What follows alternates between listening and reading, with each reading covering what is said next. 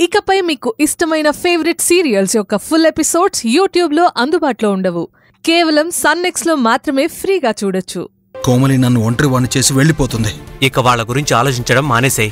నువ్వే చూసావు కదా, చివరి నిమిషం వరకు కూడా వెయిట్ చేశాను, కానీ తను రాలేదు.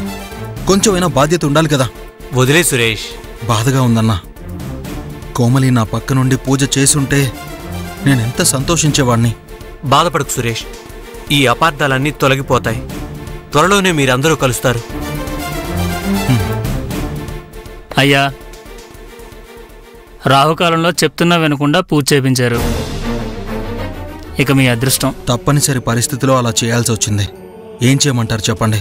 సరేనండి, మీకంతా మంచి జరగాలని ఆ దేవుణ్ణి కోరుకుంటున్నాను.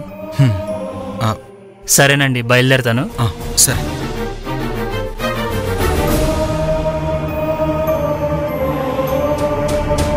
ఇదిగో. వస్తానండి. సరే.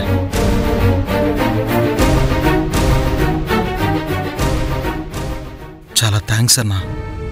నా పక్కన నా కుటుంబం అండగా లేకపోయినా మీరండగా నిలబడి అన్ని దగ్గరుండి చూసుకున్నారు. భలేవాడివే సురేష్. నేను గెలిస్తే మా తాత పిల్లి పద్మనాభసింహ చాలా సంతోషిస్తాడు.